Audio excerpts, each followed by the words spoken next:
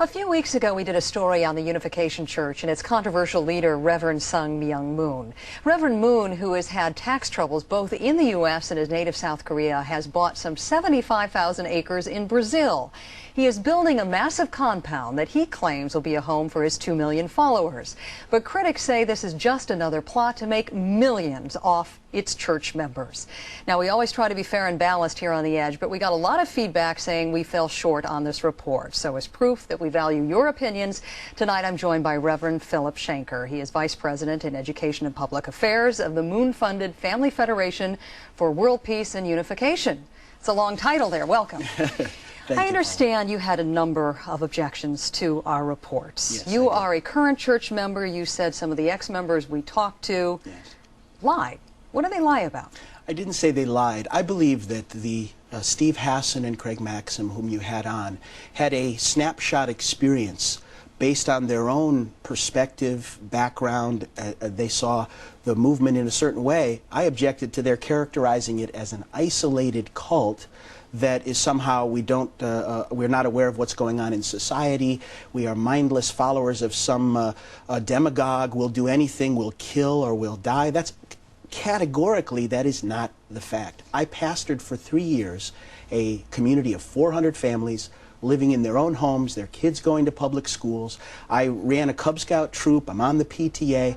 We are a church that has been recognized by the New York State Supreme Court and other groups as a bona fide religion. That might be the case, but these members were pretty convincing when they talked about the mind control they were subjected to. Were they exaggerating that? Are you saying that never happened? I believe so. I believe what do you think happened to them? Why do they have such strong reactions once they leave? I believe that they came into an environment where ideals were being expressed, high goals were being challenged, and at a certain point, in some of their cases, through aggressive efforts to deconvince them, they came to conclude it's all false. And at that point, they began to look at the whole thing in a different point of view. But Paula, a small percentage of people have that experience. I myself was outside of the organization actively, overcoming cancer and getting my degrees for 7 years, came back in. There's tons of people I could bring you who've had a different experience. But why is it that the Protestant Church and the Catholic Church in Brazil is so up in arms over this new development? They are actually accusing your church of 10 forms of heresy, saying all Mr. Moon is trying to do is build an empire to buy everything in sight, take a lot of land out of circulation, and make his followers pay for it. I mean, you got a Catholic bishop who's coming out.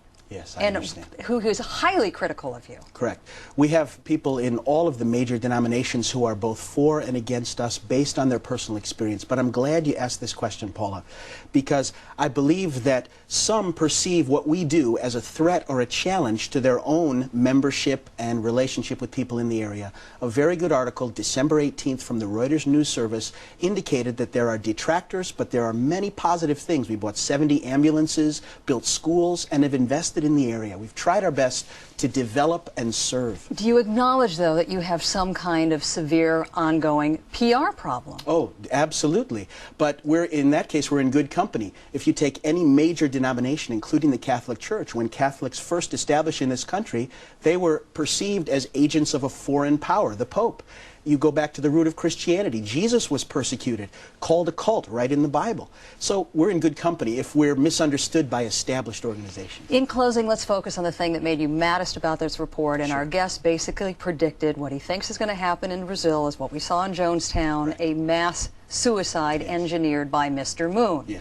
He claims that he has evidence that's going to happen. You say that is dead wrong. What evidence do you have to prove that that won't happen? Our theology, our teaching is that we live a physical life, and the quality of our life and our heart determines our eternal destiny. Suicide for us would be a tragedy. It doesn't solve a problem. It doesn't get you out of the suffering. It's a negative.